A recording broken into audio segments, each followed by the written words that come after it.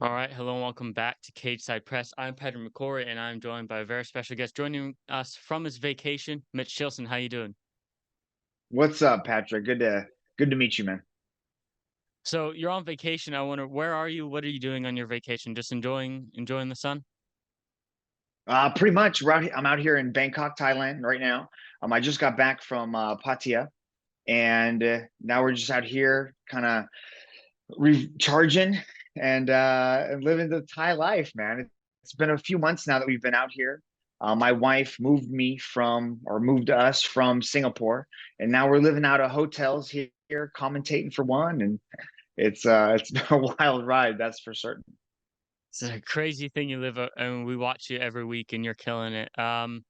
What drew you to the media side of combat sports and not necessarily competing?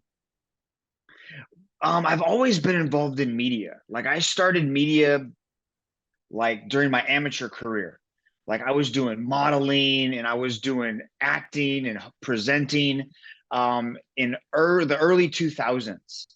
And it was just always something that I did. I kind of gravitated towards it. When I arrived here in Asia, they approached me, like an agency started to approach me because I worked at a gym, and for some reason all the agents worked out at this one gym that I was a manager at. And so agents would come up and offer me just the random jobs. Like I did voiceovers for a Canon instructional manual once, like where I had to read a manual for 17 hours. It was Jesus. ridiculous.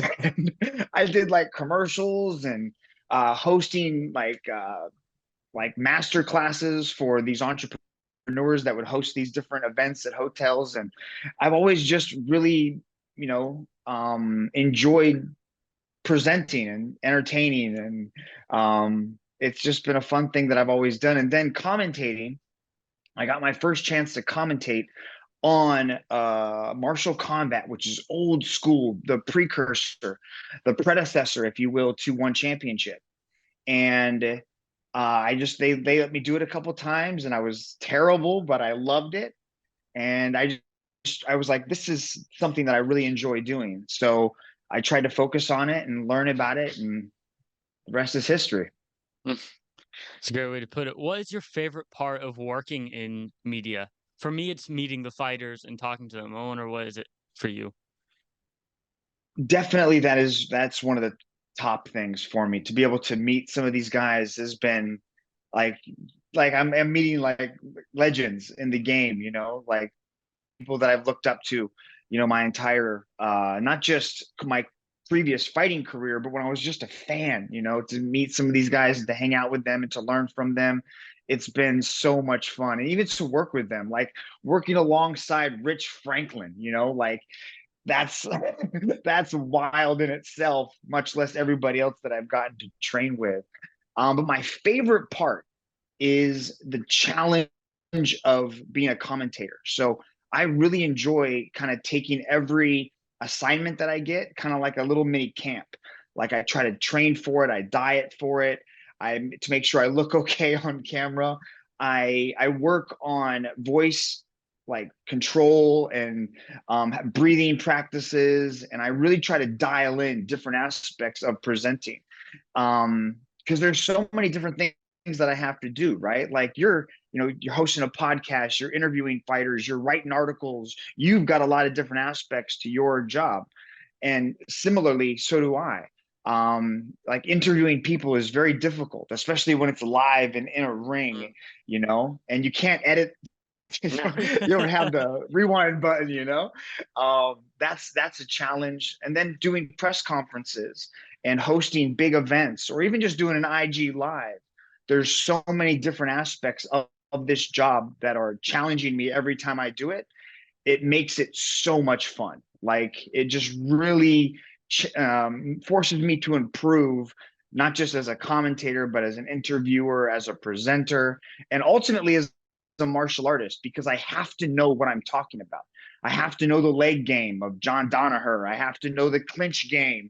I have to learn counter striking. And like, there's so many different aspects to the martial arts side of things that it just forces me to get better as a martial artist as well. So it's quite a bit of fun.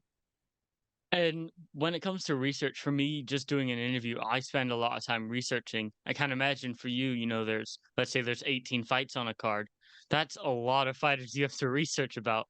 How heavy in detail is your research? We see John Anik with the UFC have like millions of cue cards per fighter. He does them for every event. I wonder how heavy is your research? My research is pretty extensive when I don't know somebody. Like I really have to dig into the person's past, their background, their hobbies, their style, their previous opponents to get to know them. But a lot of these guys I've been commentating for, since I started, so I know them very well. But with these Lumpini shows, there's constant research. Like I can never know enough, almost.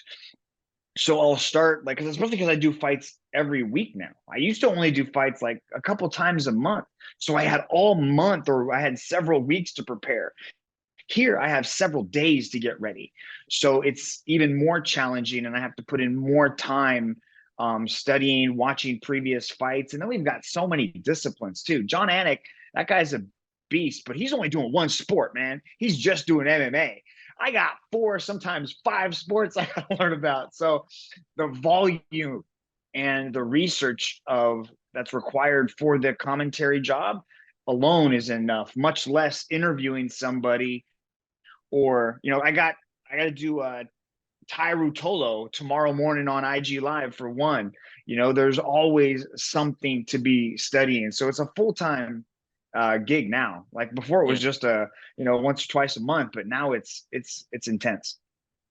And on fight weeks, most of the times you post a video with at least one of the fighters on the card where they show you one of their special techniques. I wonder what was the craziest technique you saw? Because some of those things you post, like I think it was John Lineker's one, that was really cool when he punches the arm out of the way and then throws the shot over. I thought that was really cool. What's the craziest technique that you were shown filming a video?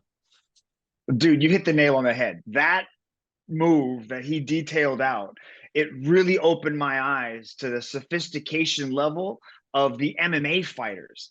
Not to mention like the guys that only do striking, right? Like the fact that he was targeting the arm and you see him do it several times. And people are Yeah. like, oh, it was luck. He didn't mean to do that. It's an old school boxing technique. People hitting the arms and moving them out of the way to open up the lane to come through. That was definitely one of them. And another one was Angela Lee's Twister, to see how she sets that thing up. And there was a lot more outside of just what I post sometimes. Like they give me, I mean, some guys will go on for like 30 minutes breaking down these moves, like I need to compile them somehow and put them out as like a full, show because the detail that I'm getting now, especially when they predict things. Buchecha is very good at telling me what he's going to do before a fight. Like he will say, watch, this guy does this. I'm going to counter with this. I'm going to take him this way. And I'm like, wow, that's the way he did it. Like in their post-fight interview, you see it like, I told you it was going to happen. I just did another one with Fabricio Andrade, and he was actually timing Lineker's punch. He was like, watch, Lineker's going to come in with that punch, and I'm going to knee him to the body. Lo and behold, he actually finished him with the very same move, or it was before the disqualification, I should say, the first fight. But man, these guys are very, very intellectual and strategic when it comes to their breakdowns. And the fact that they give me these little bits of information and they trust me enough, it really means a lot. And they're fun to do, man. Yeah, it's bizarre watching these videos and seeing like the minds of fighters, how they stay so calm. For me, when I used to do like some kickboxing training, I would get into a sparring round and just be like, don't get hit, don't get hit, don't get hit the whole time. Like I couldn't focus on, the little moves. I remember one of my first trainings, the guy went after my arm and he punched my upper arm to lower my guard. And my arm was hurting for a week afterwards because like the upper arm, he just killed my arm for the week. Yep. Like Tawan Chai, he was showing Yes. me how he was kicking Kyria's arm and how he was trying to drop it because he knows that Kyria is a dangerous puncher. And the way that he was targeting the shin onto the forearm is what caused the break. So That like was brutal. these guys are wild, man. And I'm only getting, the more I do it, the better I'm getting at it. So I hope to have some really cool stuff coming out in the future. And speaking of Taiwan Chai, you posted it. I believe One Championship posted it. His fight's rebooked for December 8th for Superbond. Like that is an awesome fight, right? That is what I'm waiting for, man. Like that week, like we were gonna do Rodtang Superlek, Stamp Hom, and then it was supposed to be Taiwan Chai Super Bond for 3 weeks straight of those fights. And the fact that the letdown happened for the Super Bond Taiwan Chai fight was huge. And I was really bummed, and I know the fans at home, I'm sure you were really, like disappointed to see that fight fall apart. But the fact that we get it back before the end of the year is going to be even better, because I think it's important for Super Bond to get used to the little gloves. Those little gloves are a game changer. And I think the more time that Super Bond has inside the little gloves, it's just going to make the fight more and more interesting. 100%. I think Christmas coming early on December 8th for fight fans here. 100. The other fight that was announced for November 3rd. I think you know the one I mean. We talked about Andrade before. Andrade versus Haggerty. I mean, wow.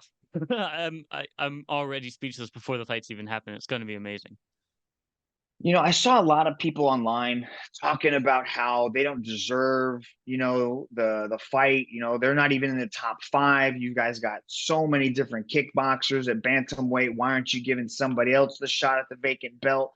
And I'm like, man, if you're a champion in another sport, that automatically supersedes number one contender, and you should be able to play in a different arena. That's what makes one so great.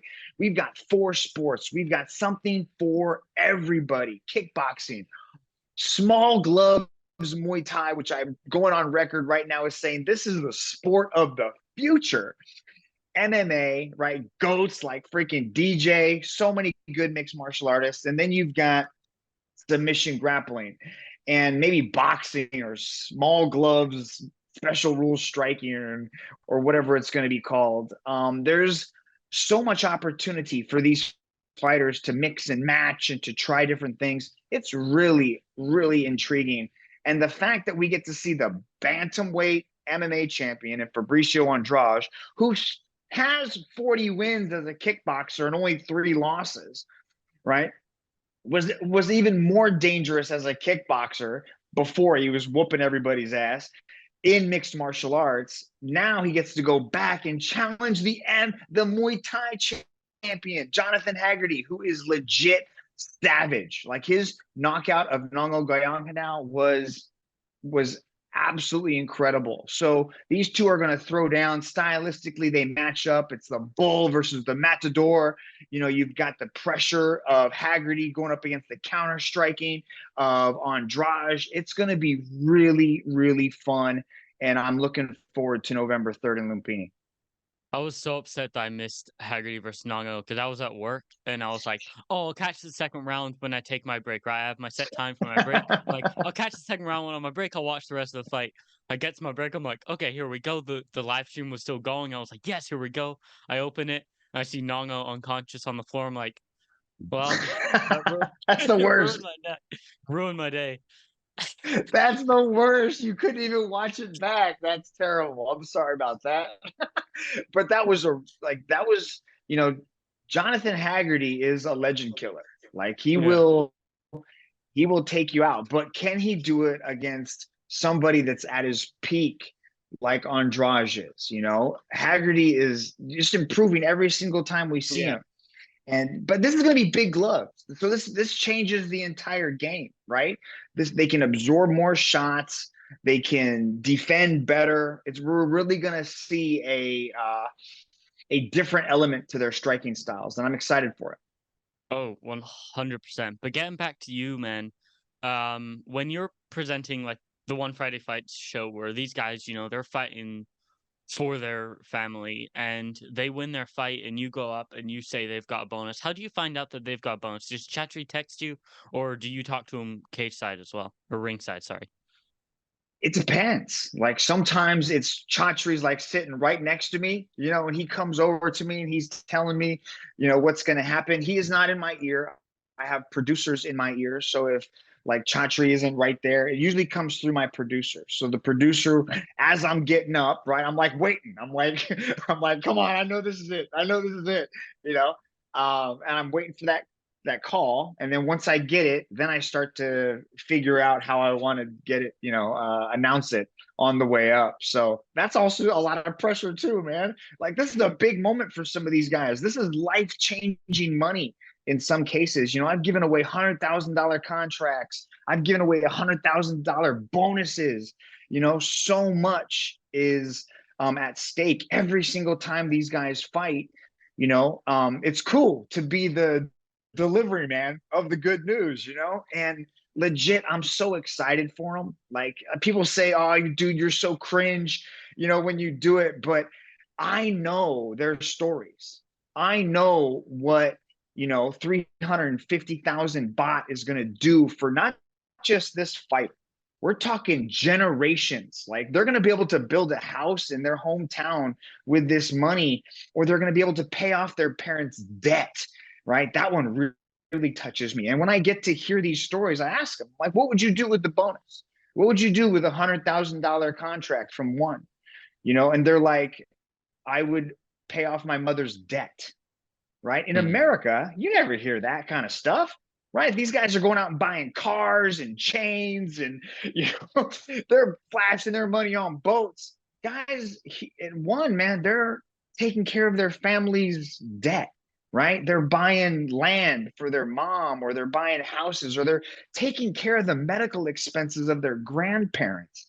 It's so touching, and it makes me rethink, like, even my purpose and what I want to do with my, platform that I have, and how, if I can help more people than I should be. And it really puts things into perspective for me. And it's an emotional sort of roller coaster that I go through every single show. And I'm excited that the viewer, gets to go along with me, and they can see it in me. They can see it in my enthusiasm, because it is genuine. So. And a couple of weeks ago, one of the best fights of the year happened. I think I had the whole combat sports world captivated. It wasn't just us Muay Thai fans. A lot of MMA fans tuned in maybe for the first time. It was Rodtang versus Superlek. It was a massive fight. Sad that it wasn't 5 rounds. I needed 2 more rounds of that. I think both the fighters wanted to go 2 more rounds. And that was a crazy fight. How did you score that fight? I scored it for Rodtang watching live, and then watching back. Then I scored it for Superlek. So it's like I can see both sides, Why did you score it for Superlek the second time? Well, I watched it in further detail. I think he was landing the maybe slightly cleaner shots. I think he was moving forward a lot of the time, which we don't really see Rodtang being, the guy going backwards. And then he got the knockdown in the second round? Yeah. And that's kind of the way I saw it on the night, right? If it wasn't for the knockdown, right, then I think it would have completely been, different. But because the damage that Superlek took in the first round, like his face was carved up, man. Like he was, like the elbows, like right there, and like all his, like, right man, here, that was surgical, like on Rodtang's part, to counter the pressure that was, man, he was carving him up with those elbows. 100%. But it was the knockdown. It was the fact that, and I think Superlek probably edged out, 2 rounds. Easy. I think Rodtang got, it was probably 2 rounds to 1, most likely. I agree with the judge's decision. It was just from like a damage standpoint, people saw Superlek and they're like, he's a mess, but I can definitely agree with the judges, both on the night and then after rewatching. I thought Superlek did enough. And just like you, I need to see 2 more rounds. I need to see round 4, Superlek versus Rodtang. I bet it's going to happen soon. As soon as Superlek kind of heals up his stitches, I think they're going to make that fight come back again. And now there's even more drama because Superlek did miss weight, right? So in theory, he was 5 pounds heavier, right? So if Rodtang would have went out there and wrecked him, right, then we would have been like, we don't need to see 2 more rounds of that. But Superlek missed weight and he won. This sets up a perfect sequel to one of the most exciting fights that we've seen um, in a while. Actually, I can't even say most exciting fights we see in a while because I see exciting fights every week. So that's a overblown statement, but it was definitely one of the matches of the year for me. Can we make this fight like can we have like 10-minute rounds where it's just the first guy to go down? Because so we can just What? carnage, right? Can we just have like a ridiculously long fight, like 10 rounds or something, where we can just have like because it was a beautiful fight. I want more and more of it. I think 5 rounds in small gloves is going to be plenty, as long as we get to see the championship rounds, right? If we get to see Right. rounds 4 and 5, unless somebody gets knocked out, because again, it is little gloves, right?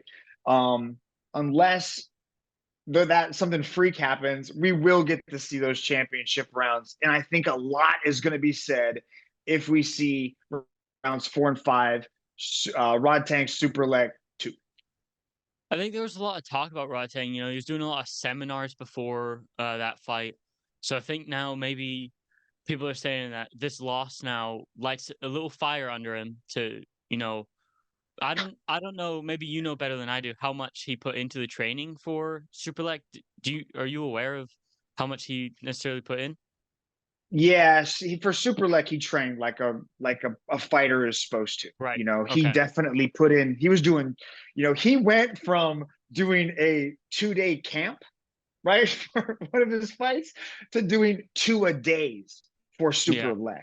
He Right. took Okay. Superlek very, very seriously. I even Mm. spoke to his wife, and she was like, "I've never seen him train like this for a fight. He took it really seriously, and you could see it by just how fast he started that first round. Right, Mm. normally he starts out very slow and he just kind of feels you out, and then he turns it up, and because as the round, he amplifies things. But you could see right from round one, he went at Superlek because he had the confidence that he had the gas tank to go the full 9 minutes or whatever it is. But now we're gonna see a full 5 rounder. I hope everybody makes weight.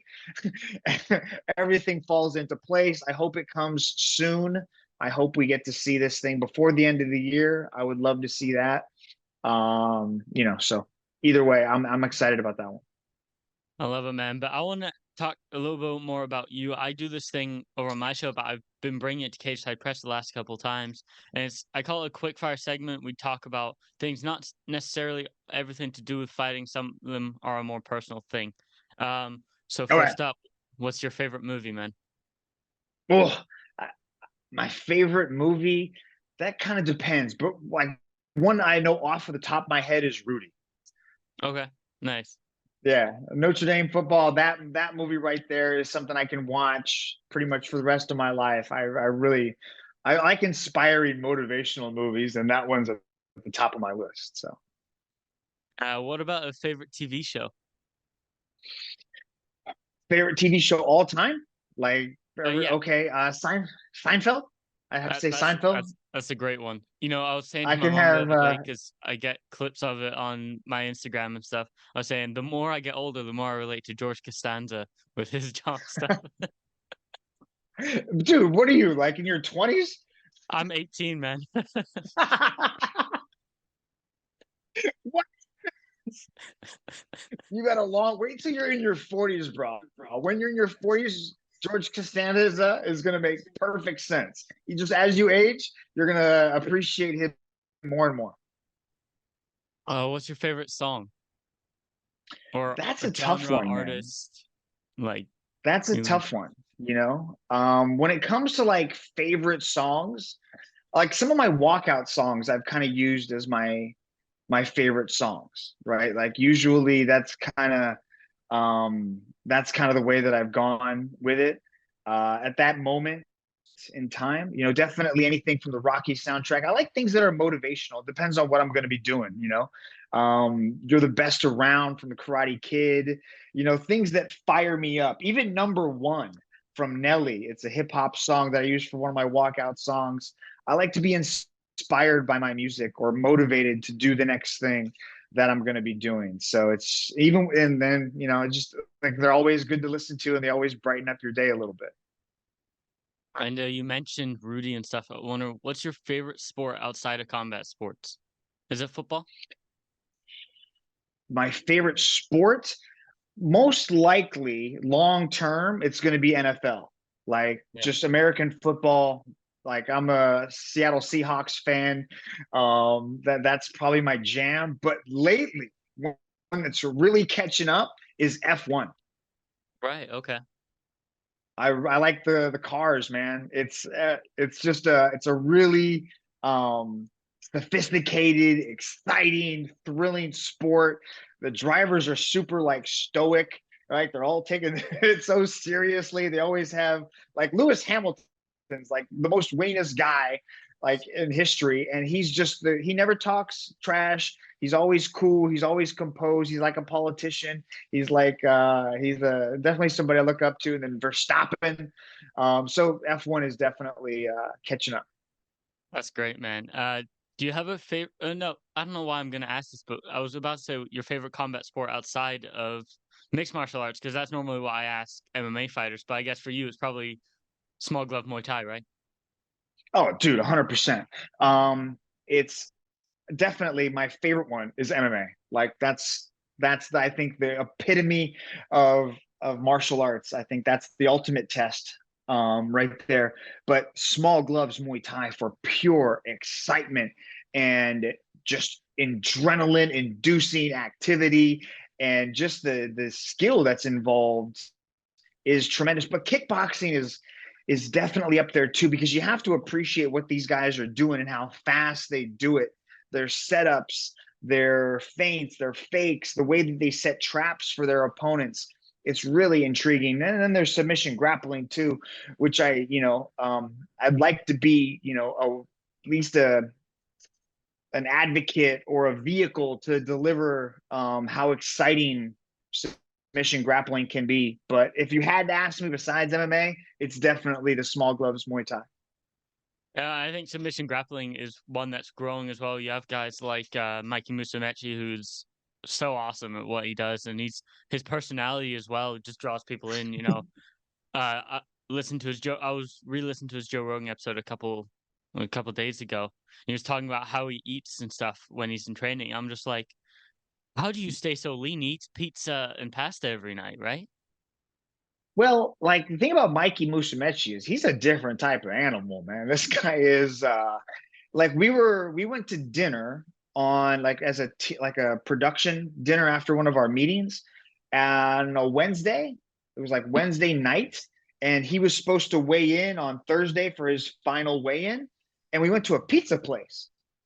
The dude ate a whole pizza right before weigh-in. Like it was wild. Like there's no reason why any human being should be able to do this and make weight. Like he wasn't fighting open weight like he did against Shinya. He was fighting to make weight and he was eating pizza. And but the thing about Mikey is that he trains like a ridiculous amount. Like I was at PK Sanchai the other day, like it was just a few weeks ago. And he comes in and I'm getting ready for my first workout of the day, right? Like I'm wrapping my hands, getting ready to go hit pads at PK, felt all cool. Mikey comes in and he's like, "Hey Mitch, how you doing?" And I'm like, "What's up, Mikey?" He's like, "This is my fifth hour of exercise today." And I'm like, "What?" He did 3 hours in the morning. He comes in and does 2 hours of pad work at PK, right? Just for fun, right? Not even as a workout, but just for fun. And then he goes, and then afterwards, I'm like, "All right, see you later, Mikey." He's like, "Bye. I'm going to my next workout." I'm like, "What?" He's like, "I'm on my way to do another 3 hours of grappling." So in one day, he legitimately does 8 hours of training. So, like that volume of exercise is completely ridiculous for a human being to do.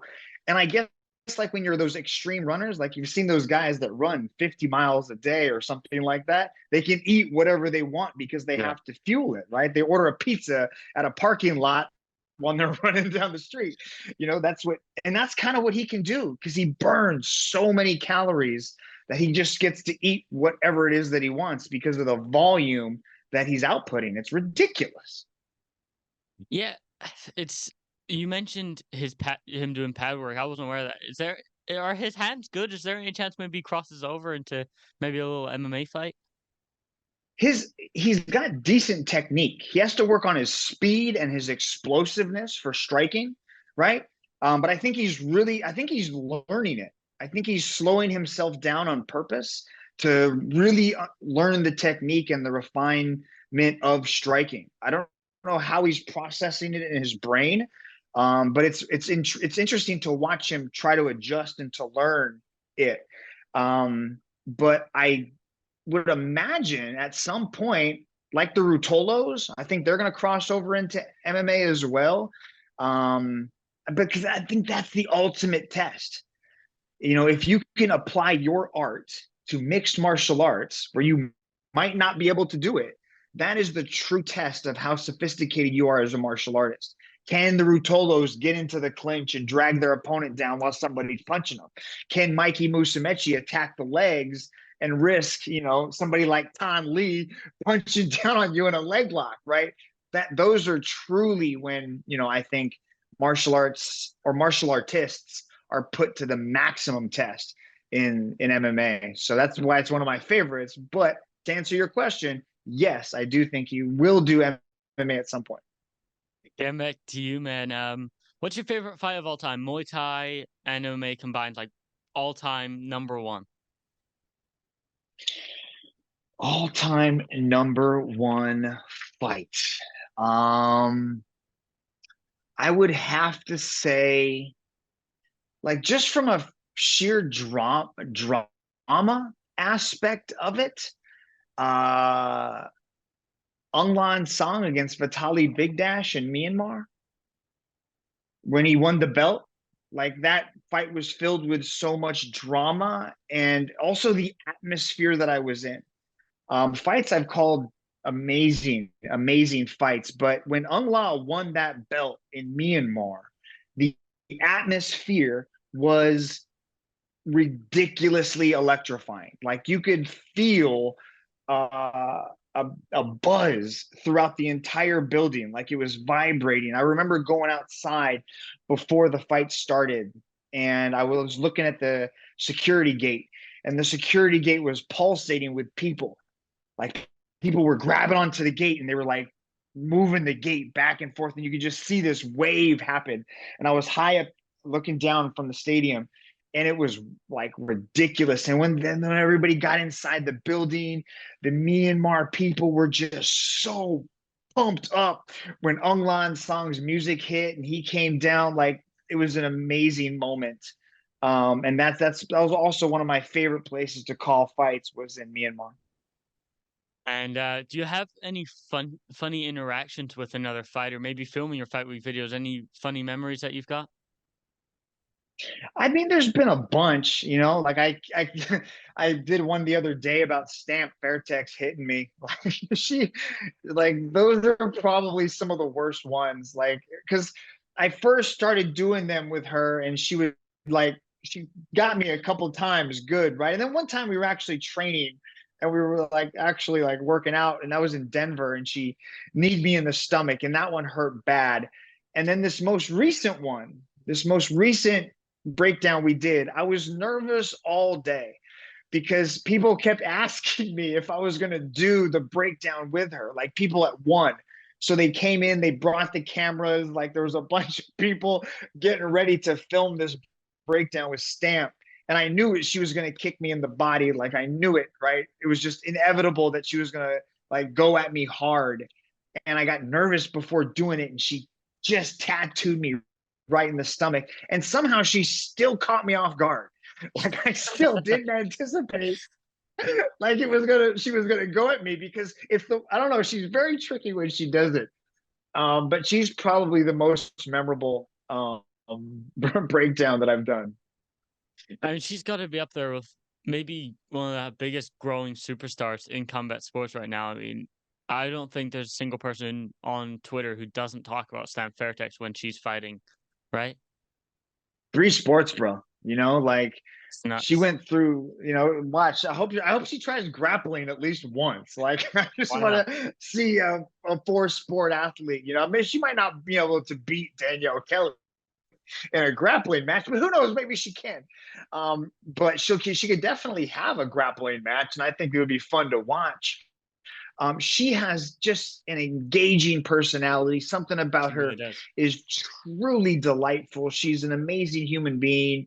And she's like, she works so hard. I've been to Fairtex Training Center and I've trained with her, I've worked out with her, and she's just an absolute workhorse. She is truly the definition of when talent meeting hard work absolutely can produce something tremendous, and she's that perfect example of that. And she's been fun to watch grow ever since I was calling her fights on Rich Franklin's Warrior Series TV show. She's been an amazing superstar to watch grow and shine the way she has. All right, man, I got two more questions for you. I don't know if you're a big video game guy, but do you have any favorite video games? Dude, the last time I played video games was in my college dorm room, right? Nintendo 64. I was Wow, a Mario Kart and Street Fighter guy. I like those two video games. I bet I could play those now. If somebody busted out probably. Nintendo 64, I would crush those two games. But yeah, that's kind of my jam. I'm not big into video games now. I have a very addictive personality, and I get into things and I kind of dive headfirst into that. And so that's probably why I don't do video games and I don't gamble, because if I started those two things, man, it'd be a slippery slope. I'm the I'll tell exact you that same, man. much. I'm the exact same. And the last one, your dream vacation spot. I know you travel all around Asia, but what's your favorite or dream vacation spot? I mean, I like the beach. The beach is definitely my zen. Like my happy place is the beach. Or even if I could just see the ocean, I'm good. Like last week I was in a hotel room in Pattaya doing work, getting ready for some graphics that I have to do for the next show. So I had to bang out all these meetings and stuff, and I'm just sitting there. I'm on vacation, right? But I can see the ocean, so I was okay. Yeah. And as long as I can see the ocean, and I've got my cat. Here's my cat with me, right there. Um, Life's good. That's not really my perfect place. But my ideal vacation now, the one I want to take the most, is Italy. Right, I've been to Italy once with my wife, and she's a sommelier, and so she loves the food and the culture and the history and everything about Italy. So I want to take her there, hopefully sometime soon, and have her, do all of the things that she fantasizes about, making pasta with nonnas, and you know, walking through vineyards and like that. I want to give her that because she's been ride or die for me for the past several years, and we've given up so much to do this commentary thing. Right now, I mean, dude, we're living in suitcases and hotel rooms in Thailand because we have to work so much here and with the commentary out here in Thailand. And I'd love to be able to take her to Italy so she can scratch that itch and make some pasta.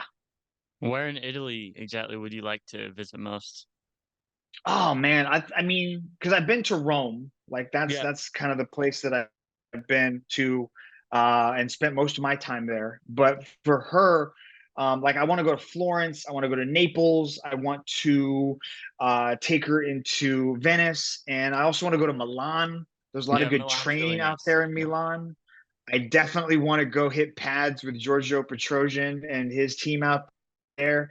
I think that would be incredible.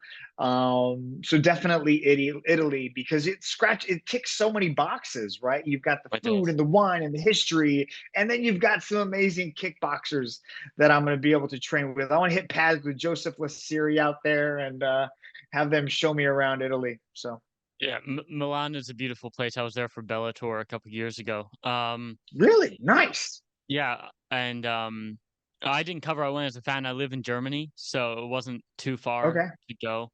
But a place that's not far from Milan is Lake Como. You probably heard of it. That's a beautiful, beautiful area. That's my family's favorite vacation spot. Yeah, I can't wait to go there. That would be incredible. So I want to see the whole boot. I want to travel from the top to the bottom and Just show rent my a car and just drive all the way there around, you right? go. There you go. I can't Perfect. wait. It's gonna be fun. Well, thank you so much for joining me on Cage Side Press, and yeah, we can't wait to see what you do next. And good luck on the next One Championship card. I believe that's on Friday, right? This Friday, I'm not doing this one. I'm still here on vacation. I'm gonna take one Oh more yeah, week yes, of off, and then course. I'll be back. I'll be back on the mic the next week, and excited to be back. So thanks, brother. Appreciate the time. It was good chatting with you, and I hope to see you around at the show someday. I'll see you, man.